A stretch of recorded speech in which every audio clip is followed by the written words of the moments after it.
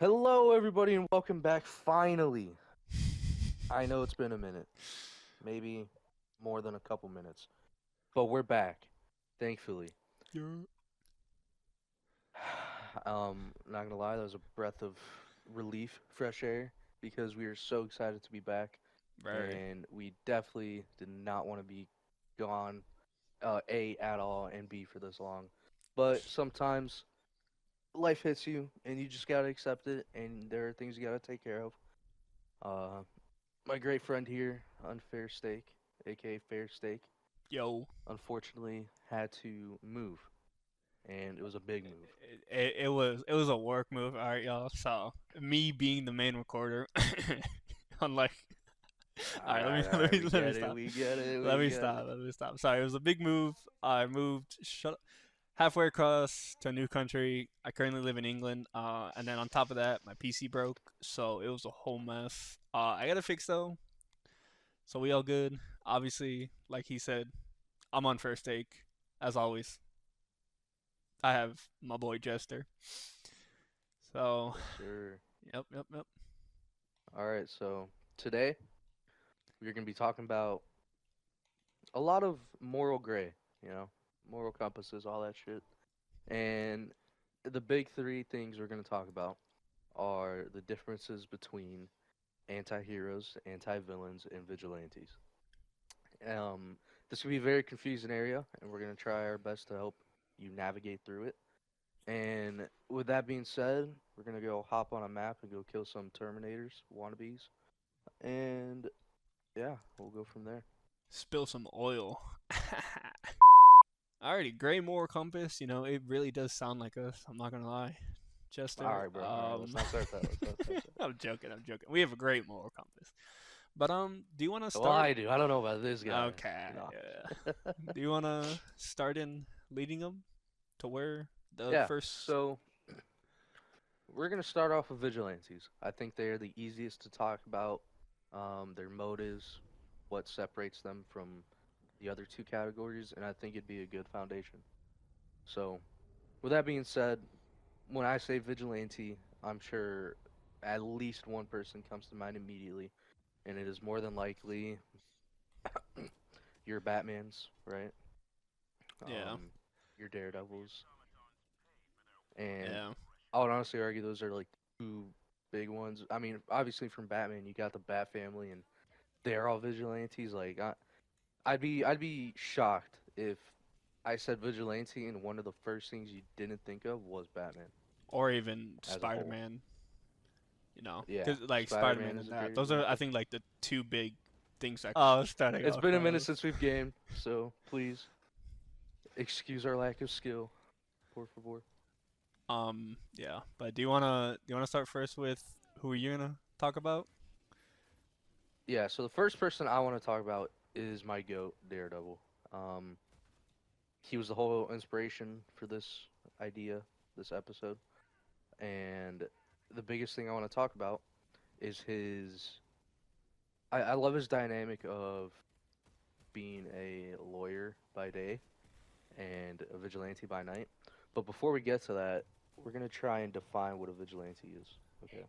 And I think the easiest way to do that is to kind of lump them in the group of like they take things into their own hands outside of the law. Um, and you have certain levels to that. You do have your people like Daredevil or Batman, very specific no kill rule. And then you have people like the Punisher, who very obviously kill, and there are different moral complexities for that. But the biggest defining factor of a vigilante is someone that is trying to generally make their place where they live better, and do that by obviously taking care of your Business. street level criminals. Yeah. Yeah, taking care of business. Um, I would say it like taking care of business in their own hands because a lot you see a lot of them obviously are based out in America, and if a lot of the, well, not all of them, but the American judicial system is not the best. No judicial system is perfect, but it kind of it's one of those things where it's like I'm tired of all these people or these criminals like getting away with all this shit, and it's just like I'm gonna take it into my own hands because I have that power to stop them. That's kind of where I Yeah. also define a vigilante as someone who's taking them down and not listening to like, oh, the cops have to go through, there's all this legal shit and blah blah blah, because you see a lot of the, I guess, the villains kind of be able to avoid a lot of the legal systems with money, power, all that, this, that, and the third. So Influence, yeah, blackmail, just about anything that they could do, I'm sure they do to be able to do what they want. yeah, And it's up to the vigilantes, in these made up worlds to take care of that shit. Um, but yeah, that is the that's definition. encompassing definition of a vigilante, right? Now, the reason why I love Daredevil is because he comes from the justice system. You know, he is a lawyer. Better yet, he's a defense attorney, right? And he works pro bono for a lot of cases. Which, if you don't know what that means, that basically means he works those cases for free. Which you got to be a saint to do, because I've been doing my research on lawyers and all that stuff because I am currently a criminal justice student. I'm going to college for that. Nerd. So, all right, bro. So I get to see, or I get to understand a little bit more of like how things work and all that. And I just gotta say, if you're a defense attorney, um, working as a public defender as Daredevil is, Props to that you. yeah, realistically, fun fact, you got hundreds of cases if you're doing that. Like, no exaggeration. That is wild, and you're doing it not for free, um, but at a much lower pay rate as any other lawyer would, if that makes sense. Yeah. So you're sacrificing less money, working way more time, doing way more work, all to be a public defender. And public defenders, by the way, are lawyers who assist people that cannot be financially helped. It's the reason why the Fifth Amendment exists, or Sixth, one of the two. I think The it Fifth, is Sixth are like the all the fifth. same shit. Yeah. But yeah, like the Fifth Amendment, your right to an attorney. If you don't have one, the state will be providing you one. Like that would be Daredevil, or Matt Murdock. My bad. But yes. So with that being said, Matt comes from the system, not you. Don't worry. I know. Um, where he tries so hard during the day to make things right, and he genuinely believes in the system, but at the same time, it's failing for so many reasons. And so he finds no other solution and decides to become Daredevil.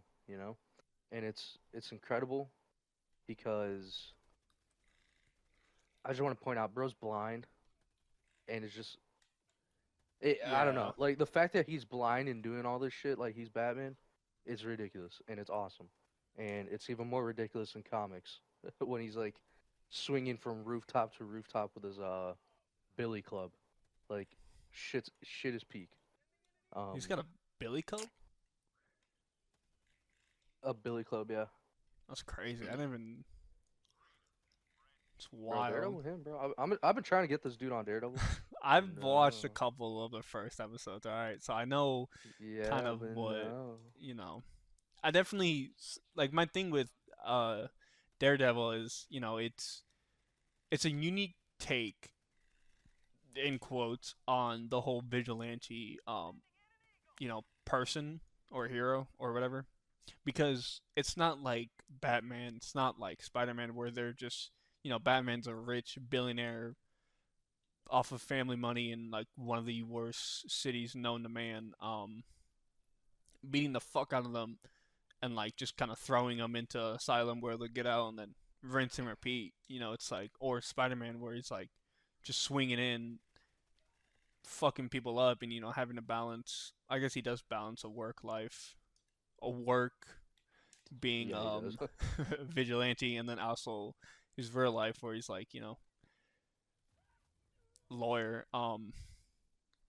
it's just kind of unique in a sense, and I do like that. You get to see how both sides of him, from what like both sides of him like affect each other in a way, because it's like what the fuck happens when one night you jump on some people and you get really fucked up, and it's just like you got to go to work the next day. You got to work this like big ass case where, and if you show up with like all these fucking scars or bruises, it's like, oh, what the fuck were you doing last night? It's like, oh, ha ha ha. I don't know. You kind of get what Now, I'm saying? I love that you brought that up because one of his excuses that he uses is that, oh, I'm blind. Like, I ran into something, and it's awesome. That Um, I mean, as much as the disability being blind is, it is for his case a good excuse to be like, yeah. yeah, oh, they put up a new pole in this park I like to go to, so that is. one of the things that fascinates me about Daredevil is his relationship with God, how he's a Catholic. And I always found it so interesting because there's not much religious representation, or at least good religious representation in a lot of forms of media, I feel. You're either clumped into two groups, I feel, in general. It's either you're a crazy psycho who believes in God and is doing horrible things in the name of it, or it's the complete opposite, but then it's also cringy. Like, guys, Daredevil season 3 specifically is peak for that kind of shit. It's handled so perfectly. I mean, there's no other way around it. No other way to say it. And it gives you a really good look at the character of Matt Murdock, and Yeah. how he struggles with the identity of being Daredevil. Like, he doesn't want to be. And he goes through these constant roller coaster of emotions of, like, what, I need to be. And then he starts enjoying it, and then he reels back a little bit. Like, he's all over the place. And it's crafted very well in the show. I mean, I But definitely yeah. definitely have to see the show more, and I know a lot of people will also like comment about or talk about the comics, because I have no doubt the comics and the like at least this recent show of Daredevil are like extremely different, which I believe is not a bad No thing. It's idea. just kind of like, you know. It is a bad thing. I'm not even trying to be pessimistic, you know how I get, but I'm being genuine. Like, this is one of those instances where Daredevil Born Again has damn near, in my opinion, ruined the Daredevil IP. And there's still good that come from it, but I can't say much without giving you spoilers in case you want to watch the show. But I mean, they basically made season 3 and season 1 void of any meaning with Daredevil Born Again. And it is honestly impressive how they managed to do that. So I'm hoping that with season 2, because there were complications with season 1 of Daredevil, that we get the Netflix writers back on full time, and I think we will return to peak Daredevil. Well, one can only hope, you know. And that's I am hoping a hard. little a little side tangent. Like, I know a lot of people always want to have like the most realistic like comic book. Like, oh, when you're writing a character, it's got to be comic book, because there is a lot of comic book fans. But I don't want to say like, but I appreciate when writers of movies or shows try to like have their own little take. Now, is it completely? Can it be like completely bad? Of course, you have some really bad examples, but I do think if they do it well enough and unique and provide like all these reasonings, I feel like it could be good. So, like I'm always a guy of like of people taking risks when it comes to video games, movies, music, kind of anything like doing something new, because I appreciate something that's new or different. So, but like I mean, like I said, there's a right way to do it and there's also like a wrong way to do it. So, it's just kind of hoping and praying that what they do is a good way and good writing, but at the very least they tried, and it might not be good, so it's like at least they know now not what to do next time, hopefully. You know. It's another thing where it's like Yeah. critics or the people that make the shit can always like not care of what the audience thinks, which is always a bad thing. So that's just my little side tangent on that because I mean I I'm not gonna lie. Now that you say that, I'm glad you did because comic book accurate can go one of two ways. Um, for those that don't read comics, here's a little fun tangent. A lot of comic writing is dog shit. I feel like, so it's kind of funny how you get certain fans that are like, "Ah, it's not comic book accurate," when in that own comic run, it could completely defy what a character stands for, right? I just find that funny sometimes. I, I do Um, I do think that is like pretty funny because I mean coming from like a I read a lot of manga obviously and I watch a lot of anime so it's kind of like similar and different because it's like a lot of people either like it to where the animators change the anime or they don't like it from like well they change it from the manga into something different for the anime. They sometimes like it, they sometimes don't. A good example of like when they do like it, I know is the Attack on Titan ending, the manga version of that, and then like the anime version ending of that is like completely different, and people loved the anime version of it. So like that's just I guess how I or people who don't read comics but do watch anime, it's kind of like that. so in the realm of like comic book accuracy, there are certain instances where it's like, okay, I think it should be pretty well kept, if that makes sense. And it's usually with their best pieces of comic book writing, right? So Daredevil, you have Born Again, right? And a huge chunk of both the Netflix series and Daredevil Born Again deal with that storyline, right? Similar with like A Man with No Fear, like that storyline as well. And it's like it's moments like that when it's like, okay, you want to have comic book accuracy in terms of like main story beats, but they go about changing certain things along the way that Yeah, aren't like uh they don't need to be deal changed. breaking, if you will. Yeah. So it's like it's a safe bet they could take whenever they do change something. But as long as they have the main story beat, then it's okay. Yeah. So But yeah, I feel like the whole talk about comic book accuracy can be summed up as if the comic book story is shit, change it all you want. Um, but if it's actually good, you know, definitely keep it. take that and try and improve off of it. Something that the Last of Us showrunners couldn't do. But anyways, I feel like it's a little bit different because you have a that's a game oh, sense. I guess it is similar because you look at it where it's like the original source material and then obviously whatever is being remade of it. But sorry guys, I'm just salty after that season finale. yeah, I don't. You weren't really the biggest It's all fan good. of the show, I really wasn't. so I, that's a whole talk we could have another time, dude. yeah, I'm not gonna lie. But moving on. Daredevil the goat. Matt tries to do good by day. Really does. Looks out for a lot of people, legally speaking, and then tries to do even more at night. How bro stays awake during the day, I have no idea. But yeah. That should that's some yeah, that's an interesting topic. How the fuck do half of these vigilantes or people who are like one thing by day, another thing by night, stay the fuck awake? Like, I think the I best genuinely sum it up to they're just built different.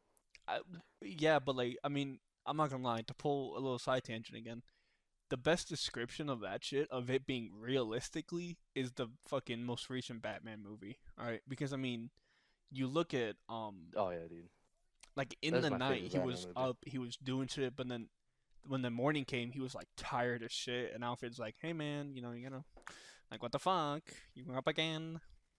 So I don't know. That just like, in my opinion, that really I liked, made me like the movie a lot more because it was like this is realistically what the person's going through. You know? Yeah. I feel like a very important note to have is that vigilantes are almost exclusively um they're human. right? I think that is such an important factor. Like for the exception of Spider-Man. Spider-Man, Yeah. right? Um, almost majority of the vigilantes I think of are all human, and it's a crazy thought, and I think it goes to show the resilience that some humans can have and the depths that they'll go to in order to make their place better for Yeah. everybody, not just themselves. And it really is like a thankless and selfless act. And I can't think of a better example of that other than Spider-Man, even though he does have powers. But even then, the same dude that can hold up a building from falling is also the same dude that can get got by a single gunshot. Like Yeah. it's it's just one of those things, you know. Um, but yeah, I think I've talked enough about my goat Daredevil. Um, my favorite vigilante That's fair. and fair steak. Do you have a vigilante you want to talk about? I'm not gonna lie, you're not, like this whole topic was kind of maybe your um I guess expertise more than mine because I don't really I don't want to say know that many vigilantes, but like kind of like how we discussed, the line is very much blurred from the like beginning of it, or like the difference between a vigilante and an Yeah, antihero. But I guess like one that I do want to talk about that isn't, the main, oh no shit, you started talking about him.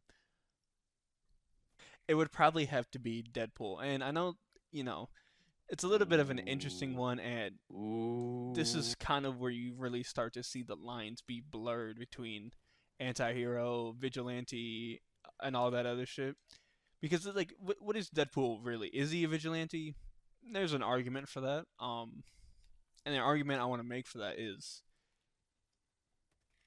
he doesn't care. Like from what I've known about Deadpool, I really have not the best knowledge, but he kind of does what he wants, right? And whether that's beating up a bunch of villains, hopping around, killing good guys, working for whoever, he just, he doesn't care. Every iteration is kind of like a little bit.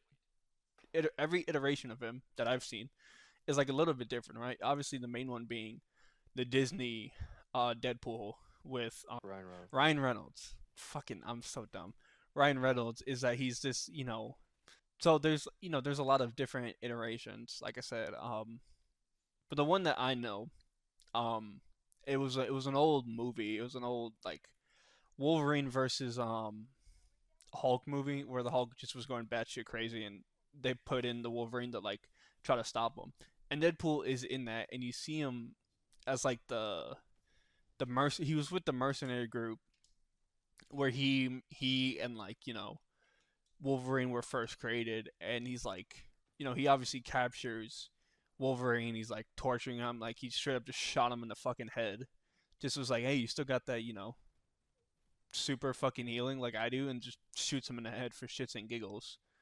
And that like really is different from the Deadpool a lot of people know from, or maybe know from, the Disney movies. Obviously, he's like a smart mouth. Well, he's always a smart mouth, but he's like a just some guy trying to go through his life, and like obviously you see him fight with Juggernaut and all of them in the first movie where he tries to have this whole hero organization and start it and get all these good people, and even in like Deadpool and Wolverine, the most recent one where he's like his timeline is fucked, or he tries to start out by being a regular citizen, and then his whole timeline's fucked, and it's like, oh shit, now he has to go through and find his Wolverine, but they don't want him.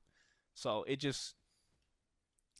kind of blurs the line with Deadpool, but he's always still that guy that does whatever the fuck he wants and he doesn't care. One of my favorite I mean, you just brought up a good point. I want to talk about in a second. one of my favorite interactions I've seen of him is from a comic book. I don't know specifically, but a lot of people repost about it because they consider it. Oh, I'm gonna die. They consider it his best moment is when he tries to save this girl trying to kill herself, right? But he doesn't do it in a way of like, you're worth it. No, like, yes, times are rough. You know how any other like Spider-Man or Batman would do. He kind of comes up. Bro, put a Homelander do it. Well, no, he was just like, in a sense, yeah, he just was like, "What's up?" And she's like, "Don't try to stop me." He's like, "I don't give a shit. Just fucking do it, you know." And she's like, "Don't fucking rush me." He's like, "Well, if you're gonna take forever, I'm gonna just sit here and wait." And then they get to talking, and then he eventually convinces her not to come down. All right, but it's like, why don't we go out and do some shit? You know, why don't we fuck around if you're actually Go gonna have kill some yourself? fun. Exactly. Takes it to a fucking show of like some play, and he just like takes her through all this shit, and she's genuinely having the best time of her life, right? And then it's just like eventually at one point he takes her to a hospital, and she's like, "You fucking lied," and he was like, "Look, life's fucking rough. All Elevator will right, get wrecked. you just got to get through it. I may not be the best person to, you know, help you, but these people are." And so it kind of showed that like different humanity side, because yes, at one point he was a human till he got fucking, you know, turned into what the fuck he is. But it's a different side of him, and it's just that side of like he's just a dude doing whatever the fuck he wants and just is mocking off, and he can't even die, which is the worst thing. So I guess that's kind of like my little thing about not Daredevil, Deadpool, because he's such a unique and oh my god, voice crack, unique and interesting character, because you could call him anti-hero, call him anti-villain, call him a vigilante, all three of the things. But I feel like he's more a vigilante because he just doesn't care about anybody but himself, I guess. But will still like do shit to fight crime, to you know stop world-ending events or whatever. So I guess if that Yeah. makes sense. No, it does. And you brought up a great point that I want to elaborate on is like there are so many different iterations of a character that sometimes they are more vigilante and then other times they do lean more towards being an anti-hero or anti-villain. And I think it's great because it gives us a lot of resources and like stories to talk about, and it can highlight the differences between all of them. Yeah, So I just want to say, good job bringing that up. yeah. Deadpool is definitely. I mean, he's so funny to watch. I mean, even when Ryan Reynolds first played him in the X-Men Origins movie with like Wolverine, I thought he was funny as shit. And then they obviously like did some weird shit to him where he had like the long claws, and if you know, you know. So If you know, you know. yeah. Um. But enough about Deadpool. What do you got there, Sir Jester, Mister Expert? All right, bro. I ain't an expert, bro. Yeah. Um, I wanna transition and start talking about anti-heroes. Um, All right. okay, so with anti-heroes, y- let's think morally complex. Okay, I think it's the best way to navigate through this. Now, with that being said, compare to Spider-Man, Daredevil, Batman. Your anti-heroes will do good things, but go about it in a bad way, right? In quotes, bad. And I feel like. yeah, and it doesn't like for example, you have Punisher, right? Let's talk about him. Um, he does horrible things, and he doesn't do it for the sake of other people. He does it because he was wronged, right? But what he's doing at the end of the day is helping society, whether you like to admit it or not. And there are so many moral ambiguities you can go on about, whether it's morally correct to kill somebody and all that stuff. But at the end of the day, um, I do think he does make a difference, even though he goes about it in the wrong way. And now my goat, Frank Castle, is not someone who should be looked up to in any kind of sense. He is a tragic character that is part of why I love him because there's just so much going on with him, and I think that the show writers for Netflix show did great. I think he has a great comic book runs, and they really make it a point to where it's They try and make it as obvious as possible without telling you, like, hey, this is a bad guy who should not be looked up to, and he may be doing seemingly good things, but are they really good? Kind of cross that line. So, with that being said, I think that's your clear cut difference with an anti hero compared to a vigilante, right? They The really, vigilantes are actively out there. Most of them are trying not to kill people because they believe in redemption, or at least, they genuinely believe in the justice system. or Um, rehabilitation. yeah, rehabilitation. That's one of my favorite aspects about Batman is he doesn't kill because he has such a strong belief that the people he's fighting, he can help them. And if that shocks you or you come surprised by that, I beg you to do just a little bit more research on Batman because at any time he can end the fight, at any time he could kill, He and he can. doesn't because he knows that he won't come back from that. And more so, that's not why he's in the game for it. He's not there to kill people. He's there to help. He wants to make Gotham a better place, Yeah. right? Comparative to Punisher, who does not give a fuck. He's gonna do what he wants to do, right? And there are obvious reasons why that is a bad thing. And again, the Punisher should not be someone that should be looked up to in Praised. any sense. Yeah. Now, is he badass? Yes. Put a fucking skull like that on anyone, killing gangsters and people that you might think deserve it. Like, yeah, no shit. But when you look at it a little bit more morally, ethically, it's like, all right, like I think bro's been through it. All right, he needs a vacation or some shit. yeah, I think the one thing that you were kind of touching on, and the one thing I bring up, or I like to have made connection, is that vigilantes, they value life. It doesn't matter how fucked up, how on the bad end of the spectrum anybody is. They truly believe everybody is good, right?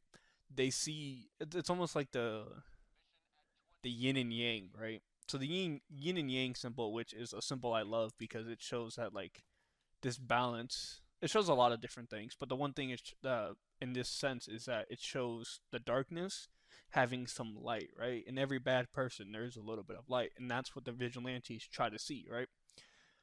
But with anti-heroes, they don't see that. They value life, yes, and they try to save people, but when they view someone who has crossed that line of taking life just for the pleasure of it, like that's where they just like no, that they don't value their life anymore. It's like, okay, you like to take life just cuz I'm going to take your life just cuz because there's no good in you. You've gone too far. There is no white in you in like the yin and yang aspect. There's just darkness. There's just evil. So, I guess like it's like the similarity I made in my head that makes No, them it's a good different. similarity. It's a very fine line that defines vigilantism and anti-heroism. And I think I don't want to spend too much time on this dude I'm about to talk about, but honestly, Dexter is a perfect anti-hero sometimes, because Had the ring of he's a Dexter. serial killer. Like, there's no way around that. But he chooses bad people as his targets to fulfill that satiation of I need to kill, and it's fascinating. But I think that is as clear as it gets as like being an anti-hero.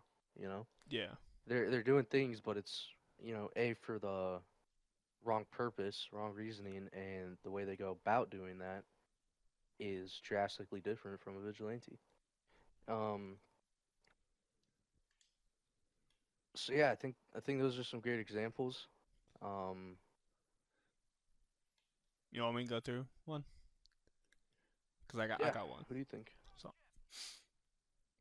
So it's like, I mean, those are obviously, like you said, great examples, and they're, I guess, more of the popularists in the common mind of people. But one I think, I guess, for I'm gonna use this term again, common people, and I only say that in the sense of like people who don't really We got an do a lot elitist. of research, not No, an I'm elitist, but joking. like people who don't do a lot of research about anti-heroes, what we're talking about. Um, is Peacemaker. I think he can be defined as an anti-hero because he kind of is. So I never knew Peacemaker didn't know who he was until obviously the Suicide Squad, the second one, the better one. um, Oh, the only Suicide Squad movie? yeah, I didn't know about him until then, and seeing him, and then also watching Peacemaker, which I don't know how the fuck I ended up watching Peacemaker, but I did. The TV show, phenomenal TV show by the way. Um, he's a good person, right? If it, he's probably one of the best examples of like the the yang, I think. Yeah, the yang of yin and yang. You know, he's you see him going around killing people, doing all this shit. You know, he's more of like a soldier, right? But a soldier who just doesn't fucking quit, or I don't even say doesn't quit. He's just a soldier and a really good one.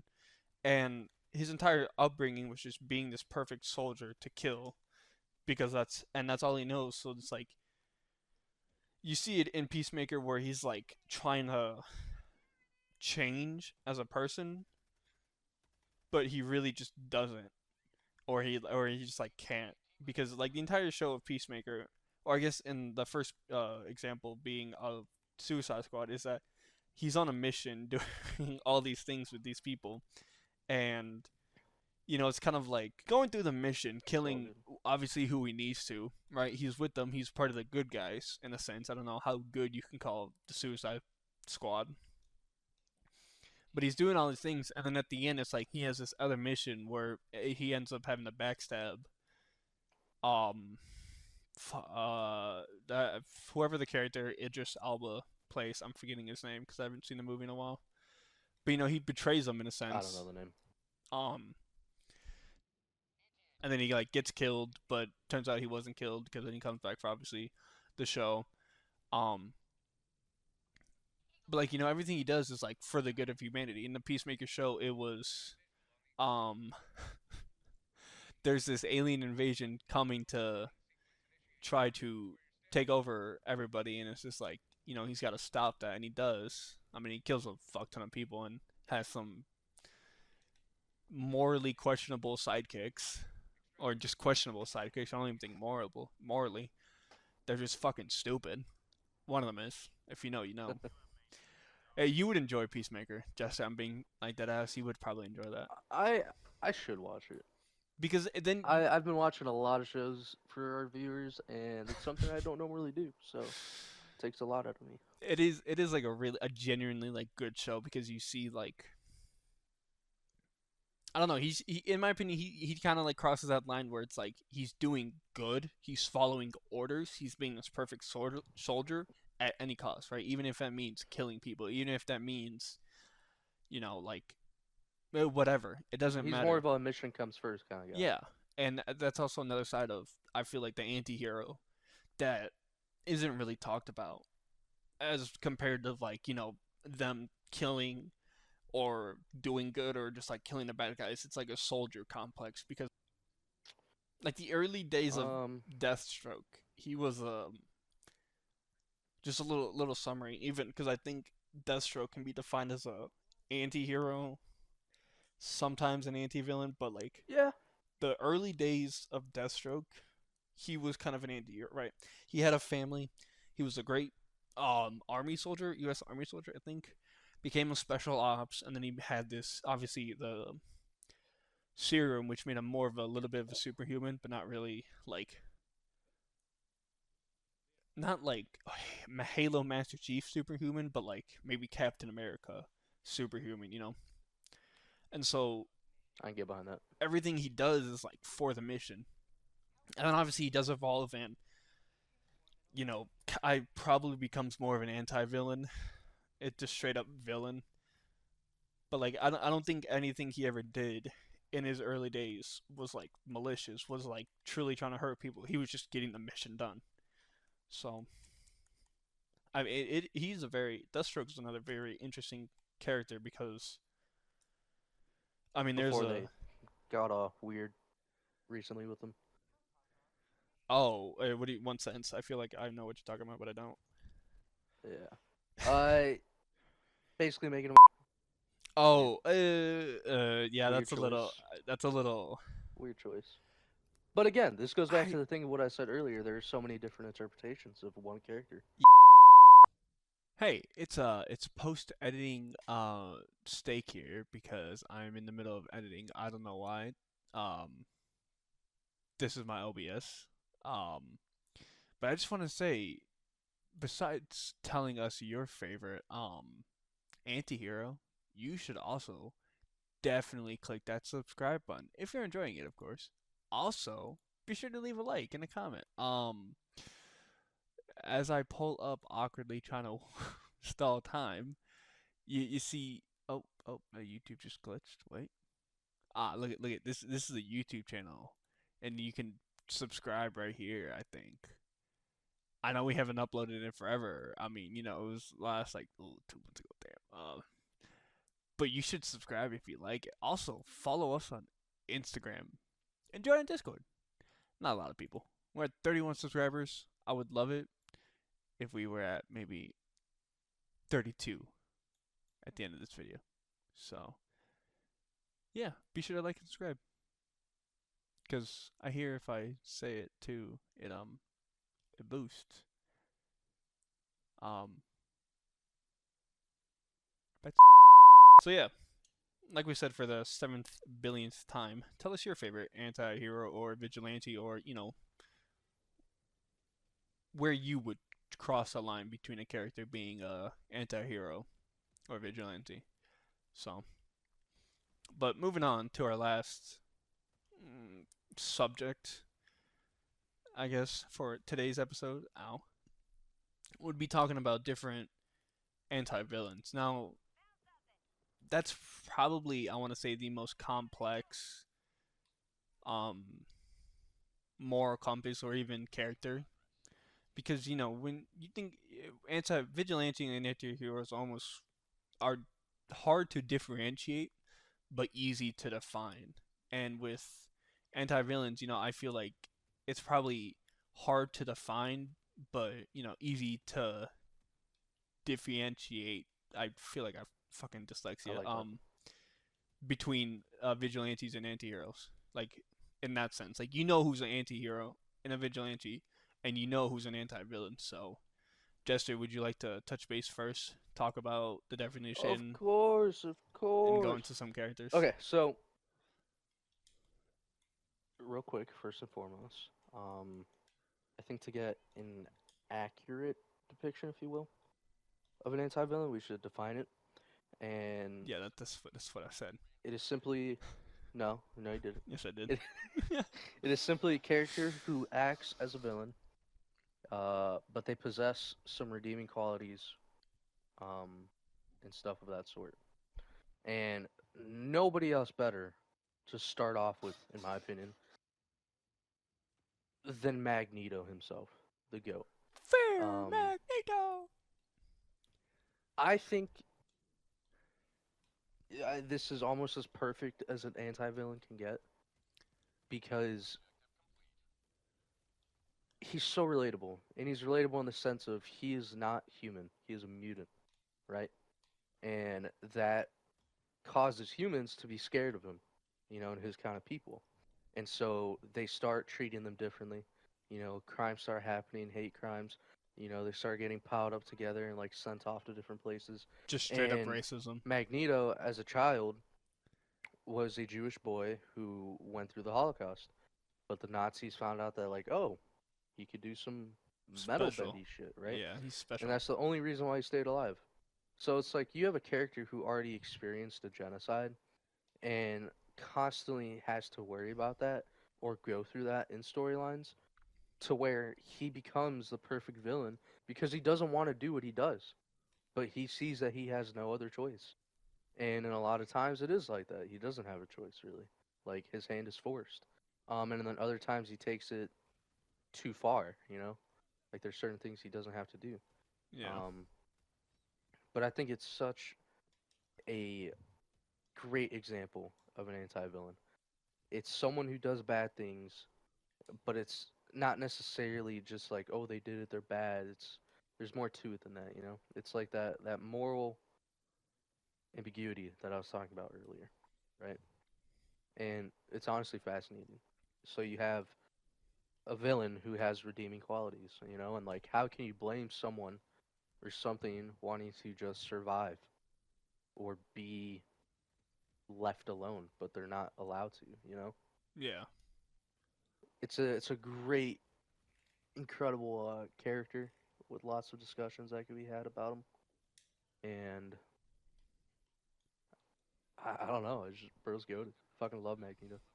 I think he is definitely a huge example.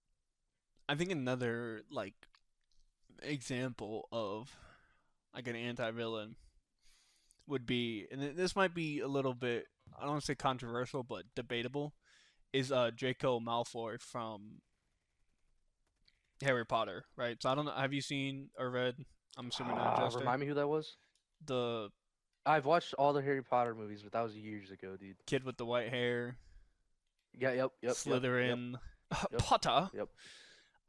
So I guess a little like why I believe he is, because people might just be like, oh no, he's just a straight hater. I genuinely don't think Draco Malfoy is a villain. His father, yes. Maybe there's some redeeming qualities about his father towards the later end of the movies, because then you see Voldemort and it's like, oh, okay, you thought, the father was a piece of shit, but look at Voldemort. Draco Malfoy was born into being was born into everything, being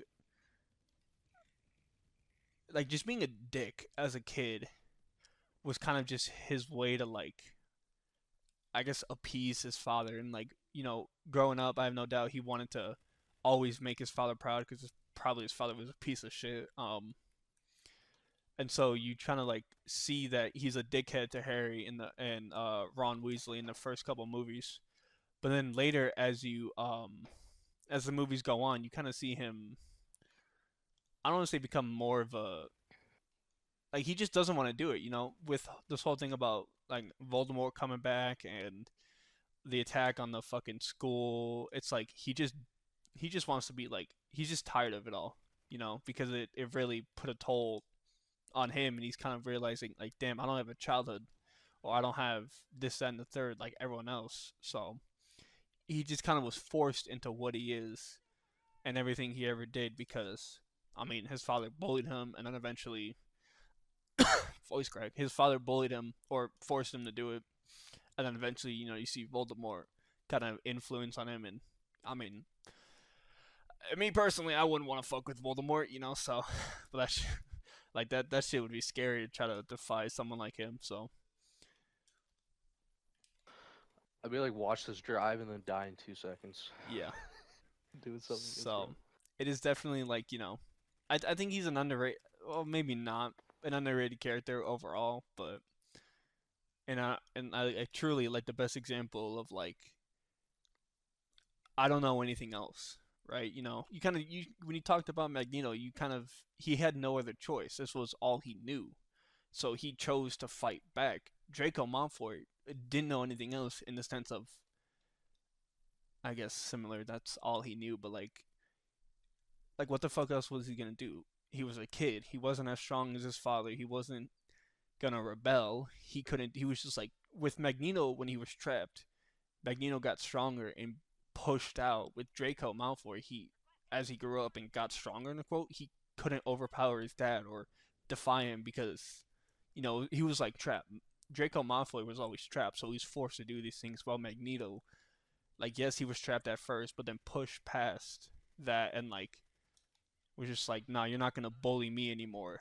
I'm fighting back now. So, For Krakoa. brother, I'm what? sorry. Oh, Magneto shit. Don't yeah. worry about it. So, I guess what are your thoughts on Draco if you have any? Jester.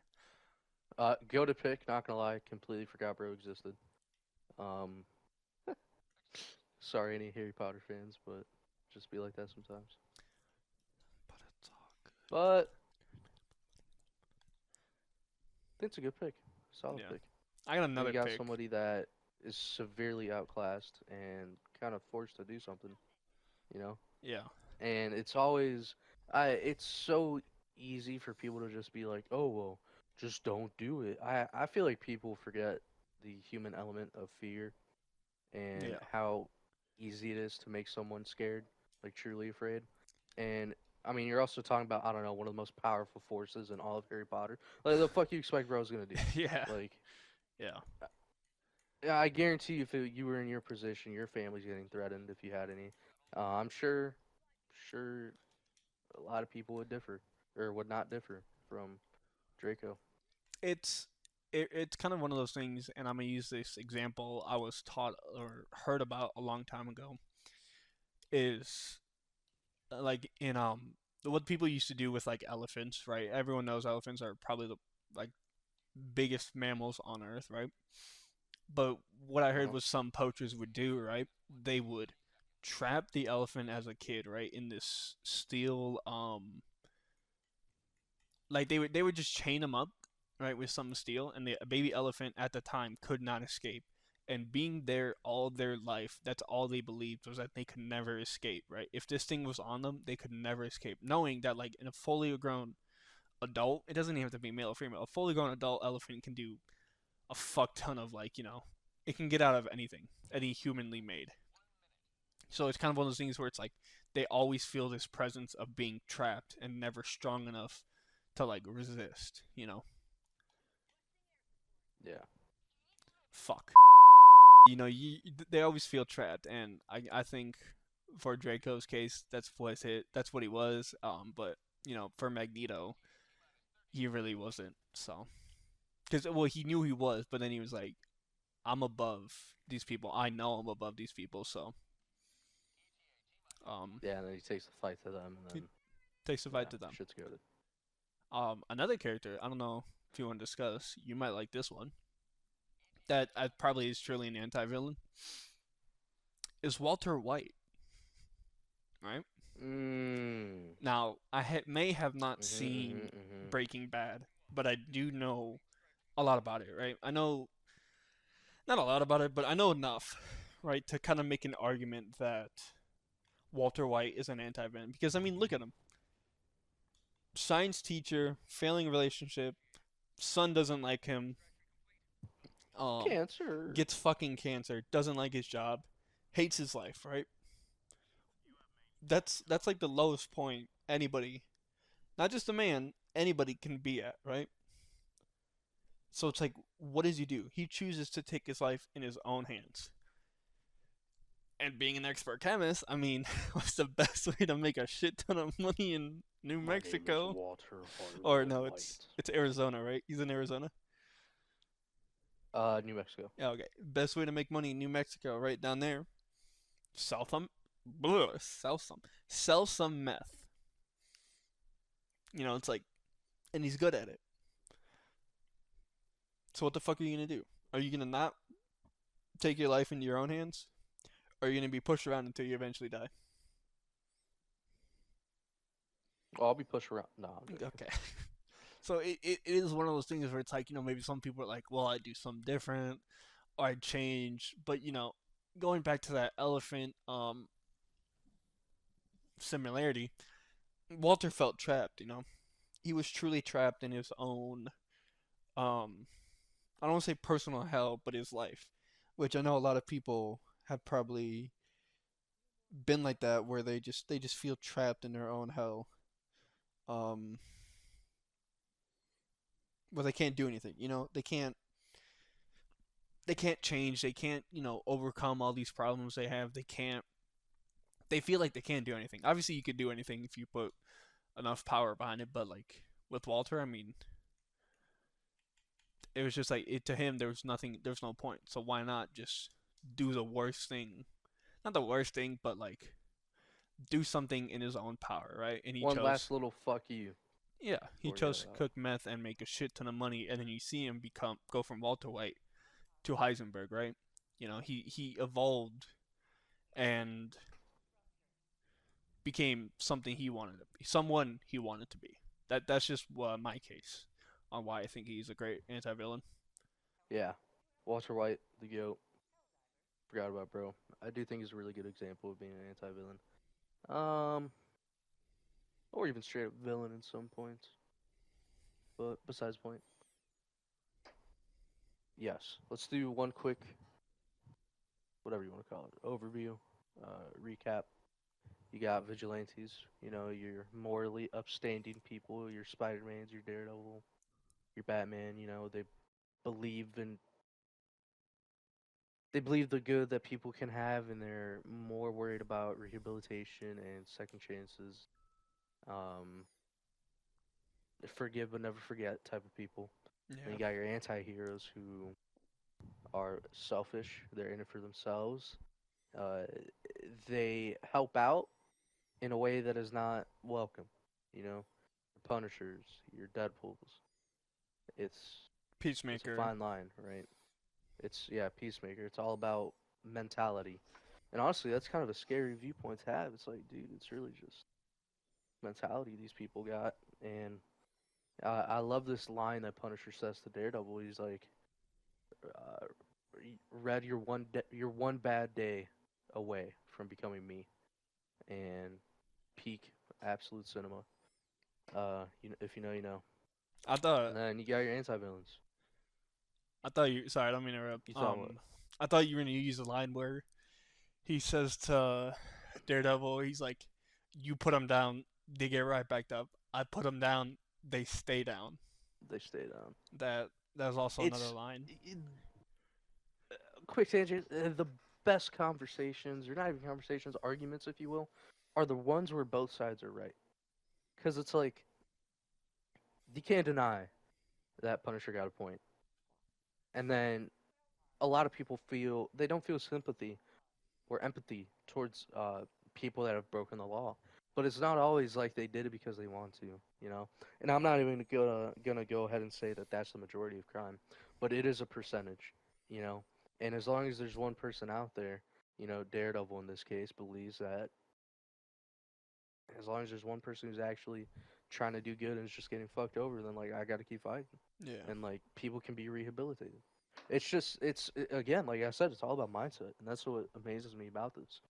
Um, and for another reason, like I said, I just want to reiterate, how Punisher's like, you're one bad day away from becoming me. Shit was fire. It And is. then It moving is. on. Sorry, real quick. It is like there is some truth to that line because like I feel like every anti-hero is born out of one bad day, right? One really really fucked up day where it just like or even villain or anti-villain or whatever, they have trauma or they have some sort of like they're in some sort of position where it's just like, you know, they don't know what else to do, right? And so they choose to do the next thing up. So I don't know. That just that line is pretty good, and that's what I like think about it in a sense because Yeah, it's an awesome line. You need to fucking watch Daredevil. All right, buddy. yeah, I know. All right, pal. You need to watch. Champ, I'm No, trying no, to no, get no, this no, man to no, watch no, more no. anime, I and already watched one show. I even watch watched another 86. anime. Well, that was of your own accord. 86. Hey, shout out my 86 fans. If you know, But you know. still. Anyway, let's wrap up our final thoughts here. Final thoughts. You got your anti-villains, right? People that do bad things but may feel forced or inclined to for one reason or another. Your Doctor Dooms, your Magnetos, right? Your Harley Quinn. Haven't we didn't talk about her, but perfect example, I feel. Um, and yeah, I think that about wraps it all up. What it comes down to is mentality and morals. What you believe in. So, any last thoughts? Fair steak. I think there are plenty of examples, right? Everyone knows this. If you have a great example or want to discuss it, maybe leave a comment. Yeah, leave a comment. Maybe do a little quick summary like, hey, you should check out these people, or hey, I think a better example of an anti-villain is this person. Let us know because you know there are so many different iterations of anything in the world. So, or at least in media as a whole. So, yeah, it's my thoughts. Hell yeah. Take us away, Mr. Jester. Well, with all that's been said, it was a great episode. Love today's topic. I always like looking at characters, the reason why they do things, their moral standing, and it is definitely worth it to take a look and see where different people fall, and you might learn something about yourself in the process that you didn't before, and it could be defining of who you are or who you become, and I think it's beautiful. So, with that being said, I hope you all enjoyed this topic. If you want to hear more about this kind of realm, this idea, if you want us to go into more specifics, feel free to let us know, and we'll see if we could do anything for it. Um, with that Yeah. being said, thank you for watching. If you made it this far, again, we're sorry for our hiatus, but as we said before, sometimes that's just how it is. Can't get around it. Shit be like that. It really do. Yep. So once again, thank you for watching as always, and y'all have a great day. Yeah. Great final thoughts. Y'all know me. Stay passionate. Every day is a new day. If your day starts out shitty, I hope it gets good. Hope. Thank you guys for watching to the end. Appreciate that. It means a lot. Um, and feel free to always like, comment, subscribe, say your thoughts. We appreciate it. Till next time. I don't know. I always try to close out this shit with some sort of miraculous statement, but sadly we're fading away. Isn't that right, Justin? Always, It's Mr. Stark. I don't feel so good. Mr. Stop.